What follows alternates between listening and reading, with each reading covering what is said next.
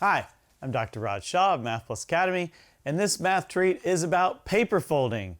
What you're going to do is take a long strip of paper, as long as you can find. I happen to have some cash register tape laying around, so I have this fairly long strip. The longer you make it, the further you'll be able to go with the actual paper folding. But you know, if you only have a piece of paper and you just want to cut a strip off of that, that's totally fine. What we'll do is we'll kind of focus on my left hand and my right hand. We're going to fold this piece of paper in half. Just so I don't lose track, I'm going to mark this side with a little L and the other side with a little R. And that way I just won't lose track of which side is which as I do the work here. So what we're going to do is we're just going to hold this thing out and fold it in half. I'll take my left hand and fold it over to my right hand. And of course, when I do that, I will cut the strip into half its original length. And I'm going to crease this end right here. So I'm making one crease in my piece of paper. Then we'll open it and we'll just take a look and see what we notice. Well, of course, I have a strip of paper. There's one crease in the middle. Each of the two pieces is now half the length of the entire thing. And then you might want to write some of those things down to keep track of what's going on. So we've made one fold. One fold has resulted in one crease, and all the pieces are half the length. Maybe I'll just write that on the board. So we have the number of folds, in this case 1, the number of creases, in this case 1, and the length of the smallest piece, maybe I'll just call it size, and right now I have half of the full length. All right, now we're going to take this strip of paper. Remember, I folded the left onto the right, like this, and I'm going to do the same thing again, left onto right. And we're going to take a look. Now I'm going to crease it here. Now what may at first appear to be one crease, when I open, I realize that I actually have 1, 2, 3 creases in my paper, and each of the segments is now 1/4 the total length, or I have 4 pieces. That might be another way to write that there. And so I guess this is 2 folds because we folded once and we folded twice.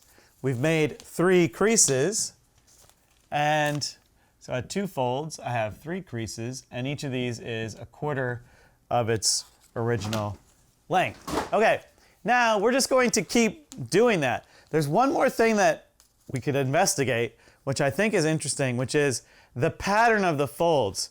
So you'll see that some of the folds are sort of pointing up like this, like a mountain, and others are pointing down like a valley. And in my case, if I go from, let me do it this way. If I go from left to right, this is why I labeled them. It goes mountain, valley, valley.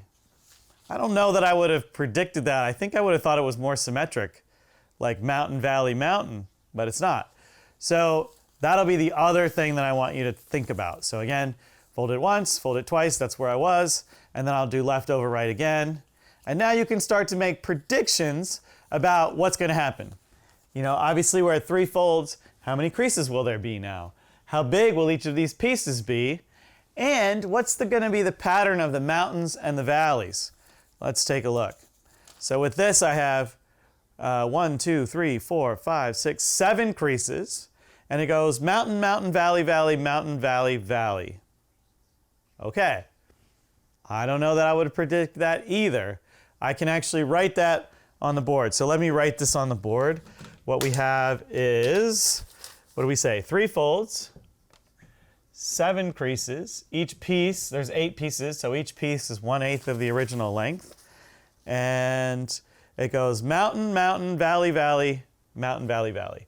And maybe I'll just use arrows. So it goes up, up, down, down, up, down, down, down, down, up, down, down. That is the pattern of my folds. And now the treat here is to figure out how this thing continues. How many creases will I get? What size will the pieces be? And what will this look like? Here I have 2, 3 mountains and 4 valleys. Next time, what will I have?